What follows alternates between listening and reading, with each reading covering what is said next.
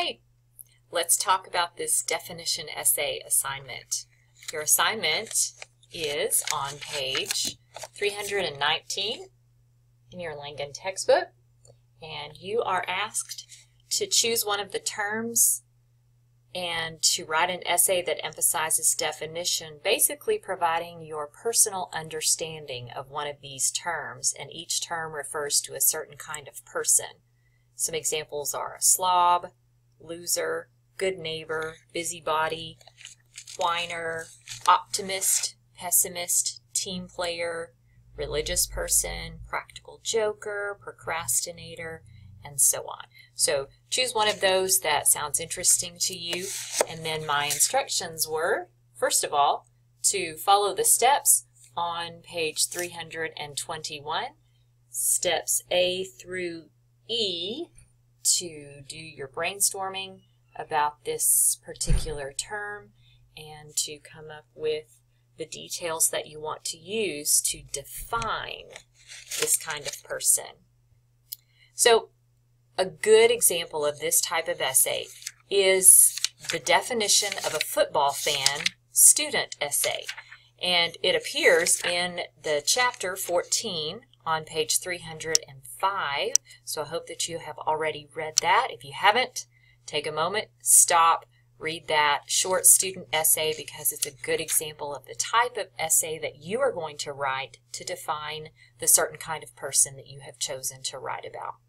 So I want to quickly talk to you about how to put together a clustering page and then how to create your outline for this essay, because this time you are going to turn in your outline to me, and I will give you feedback on your outline, and then you will take that feedback and turn it into your final draft of your definition paper.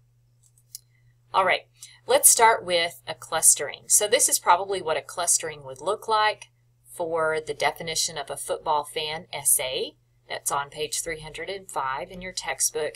The writer's thesis statement or main idea goes in the middle circle, and that is that football fans are crazy. And then the writer branches off of that with three supporting ideas to illustrate how and why football fans are crazy. First of all, they behave insanely.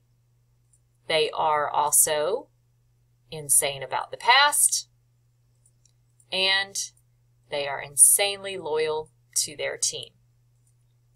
I took a little bit of time to cluster the first supporting idea that defines how football fans behave and how their behavior is insane.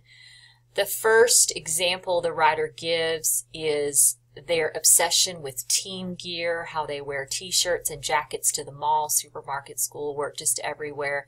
How if they're having a freebie giveaway of hats, sports bags, water bottles, the football fans are the first ones to the stadium to collect those.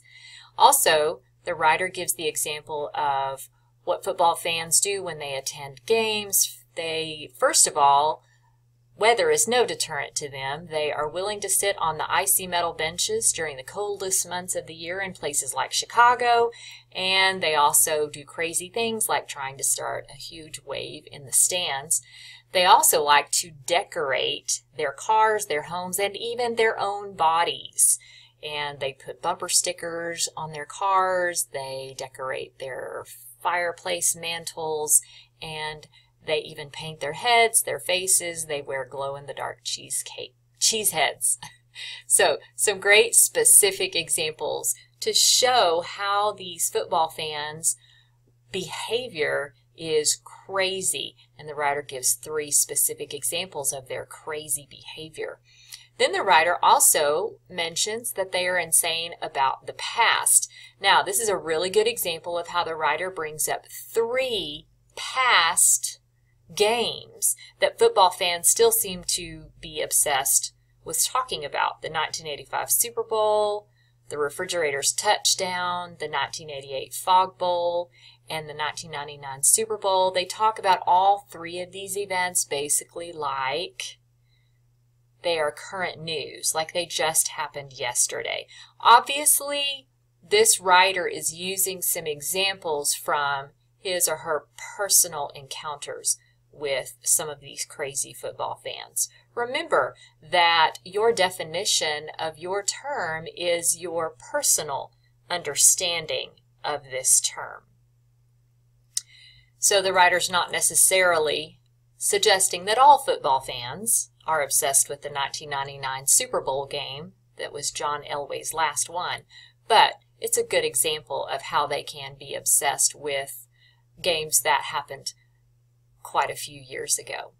The writer's third supporting idea is that these football fans are insanely loyal to their team, and there is a whole paragraph that develops that. I just didn't take the time to cluster it. Okay, let's switch over and take a quick look at how you can move into a an outline for this essay. So once you've done your clustering, the next step is then to create your essay outline. Now your essay outline is going to look just like this. I have provided an outline in Blackboard in this week's assignments. And so take a look at that, download it, and then you can type in the information from your clustering to create your own outline. Now, in the outline, there are 5 sentences that have to be complete sentences. So let's just highlight those really fast. First of all, your thesis has to be a complete sentence. So we've got football fans are crazy, they behave insanely, they are insane about the past, and they are insanely loyal. Notice that the writer's main idea is stated here very clearly, that football fans are crazy, and then the writer provides the 3 supporting ideas that will develop this thesis. So we've got this forecasting thesis here, which is really helpful to the reader. The next sentence that has to be complete in the outline is your topic sentence for your first body paragraph. And so we're taking this from the clustering football fans just plain behave insanely. Then we have all of our supporting ideas provided, taken straight from the clustering. We have the team gear, we have the cold weather, trying to start a wave, and we have their decorating their cars, homes, and bodies. And then we have our second body paragraph, which is our third paragraph of the essay, and this topic sentence says football fans are insanely fascinated by the past.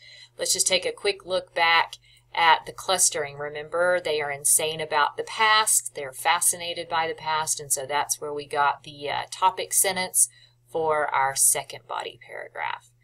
The next part of the outline that has to be a complete sentence is this third topic sentence. Last of all, football fans are insanely loyal to the team of their choice, often dangerously so. I didn't take the time to fill in the supporting ideas for that, but you would take that from your clustering. And then the last sentence that has to be a complete sentence would be the rephrased thesis, and I pulled this out of the conclusion for the essay. When September rolls around, the colors and radios go on, the record books come off the shelves, and the devotion returns. For the true football fan, another season of insanity has begun. Okay, so there you go. I didn't finish filling out the outline for that third body paragraph, and I didn't finish out the summary of the essay's 3 supporting ideas, nor give it a clincher, so you will need to do that for your outline. But I did want to point out one more thing. The supporting ideas and the details, you'll notice, are not in complete sentences, so you do not have to put those in complete sentences. The only complete sentences have to be your thesis, your 3 topic sentences, and your rephrase thesis in the conclusion. Do go ahead and fill in your introduction as well. You'll need a lead-in. I chose to, or the writer chooses to use a surprising statement. Not every person who likes football falls into the category of a football fan. Notice that the writer gives the actual definition of fan as an abbreviation of fanatic. The definition is an insane or crazy person. So you might consider giving the formal dictionary definition of your term if it applies to your personal understanding of that term.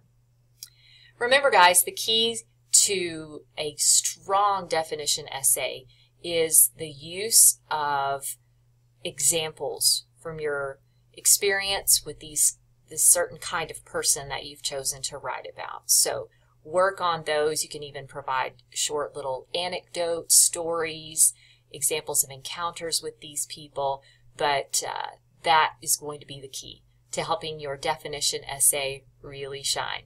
All right, good luck.